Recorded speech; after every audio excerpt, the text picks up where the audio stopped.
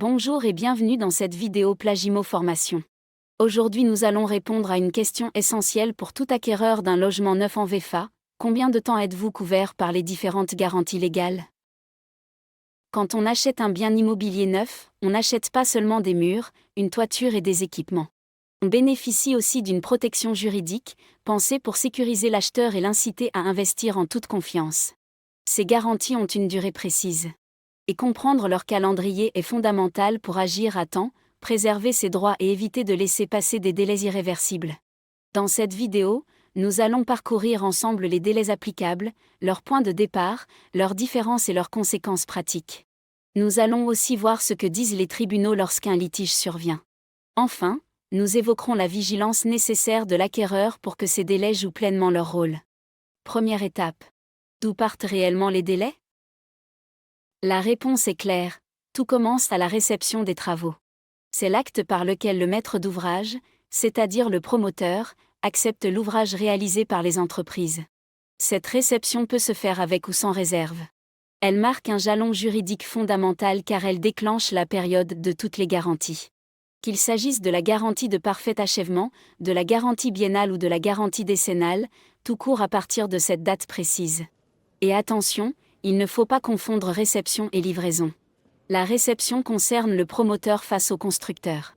La livraison, elle, concerne l'acquéreur qui reçoit les clés de son appartement. Souvent ces deux moments sont proches, mais ils ne sont pas identiques. Et seul l'acte de réception déclenche le départ des délais.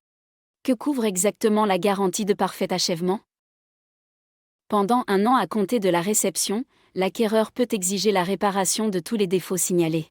Qu'ils soient mentionnés dans le procès-verbal de réception ou qu'ils apparaissent dans l'année qui suit. Aucun désordre, même mineur, n'échappe à cette garantie. C'est une protection très large, mais limitée dans le temps. Passé le délai d'1 an, elle disparaît totalement. Ensuite vient la garantie de bon fonctionnement, plus connue sous le nom de garantie biennale. Elle couvre pendant 2 ans tous les éléments d'équipement dissociables. En clair, tout ce qui peut être démonté ou remplacé sans altérer la construction, volets roulants, chaudière, robinetterie, interphone, radiateur. Si un de ces équipements tombe en panne ou se révèle défectueux dans les 2 années qui suivent la réception, le promoteur doit le réparer ou le remplacer. Au-delà, c'est terminé. L'acquéreur doit alors compter sur la garantie contractuelle du fabricant ou sur sa propre assurance habitation. Vient enfin la garantie la plus connue et la plus lourde de conséquences, la garantie décennale. Pendant 10 ans à compter de la réception, elle couvre tous les désordres compromettant la solidité de l'ouvrage ou le rendant impropre à sa destination. En pratique, cela concerne les fissures graves, les infiltrations, les affaissements de plancher, les défauts de charpente, ou encore les problèmes structurels des fondations. Cette garantie engage directement la responsabilité des constructeurs, mais aussi l'assurance dommage ouvrage que l'acquéreur est censé avoir souscrite. Ces 3 délais s'emboîtent donc comme des poupées russes. 1 an pour le parfait achèvement, 2 ans pour le bon fonctionnement, 10 ans pour la solidité et l'usage. L'acquéreur doit les garder en mémoire car une fois qu'ils sont écoulés, il n'existe plus aucun recours spécifique. Examinons à présent une subtilité importante. Que se passe-t-il lorsque le promoteur est aussi le constructeur, autrement dit lorsqu'un particulier a édifié lui-même son logement par ses propres moyens? Dans ce cas particulier, le point de départ des délais n'est plus la réception, mais l'achèvement des travaux. C'est une nuance rare, mais essentielle à connaître. Autre point à retenir, les désordres apparents lors de la réception. Si l'acquéreur ou le maître d'ouvrage ne les mentionne pas comme réserve, ils ne seront pas couverts par les garanties. La vigilance lors de la réception est donc capitale. Une trace sur un mur, une légère fissure, un défaut que l'œil perçoit immédiatement.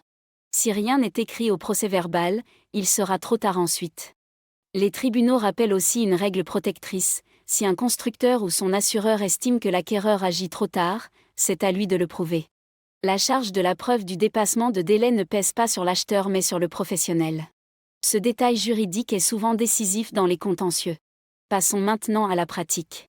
Concrètement, comment un acquéreur doit-il gérer ses délais pour ne pas perdre ses droits?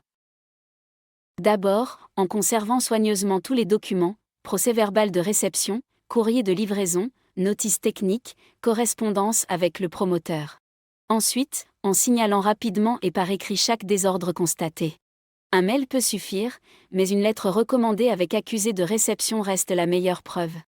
Enfin, En agissant sans attendre, plus la réclamation est faite tôt, plus elle a de chances d'aboutir sans difficulté. Un autre conseil, ne pas attendre l'expiration du délai pour se manifester. Si un problème survient au 11e mois, il faut agir immédiatement et pas le dernier jour. Les tribunaux sanctionnent les acquéreurs qui se réveillent trop tard. Qu'en est-il du rôle de l'assurance dommage-ouvrage ?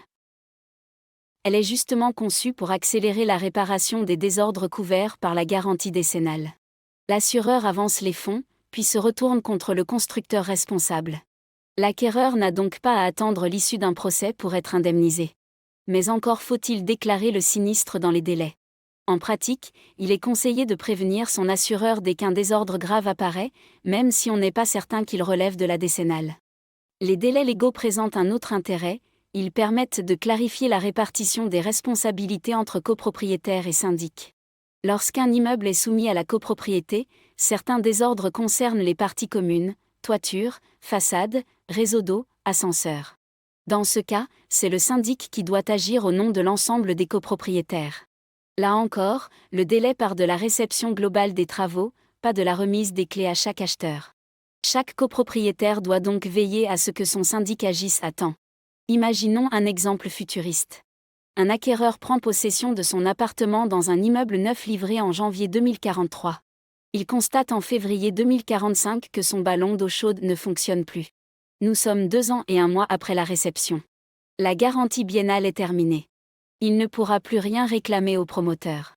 En revanche, si la panne était apparue en décembre 2044, il aurait pu exiger la réparation gratuite. Cet exemple montre combien le calendrier est strict et implacable. Autre illustration. Un copropriétaire remarque en 2048, soit 5 ans après la réception, que la façade se fissure dangereusement. Cette fois, la garantie décennale joue à plein. Le promoteur et ses constructeurs seront tenus d'intervenir, et l'assurance dommage-ouvrage pourra être actionnée.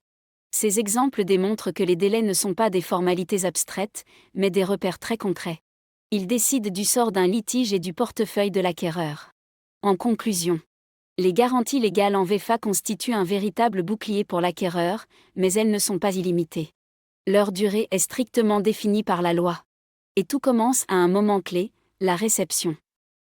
Puis l'acquéreur dispose d'1 an pour exiger la correction de tous les défauts, de 2 ans pour le bon fonctionnement des équipements, et de 10 ans pour la solidité de l'immeuble. Une fois ces délais écoulés, plus aucun recours spécifique n'est possible. La vigilance, la réactivité et la bonne conservation des preuves sont donc les clés pour profiter pleinement de ces protections. Merci d'avoir suivi cette vidéo Plagimo Formation.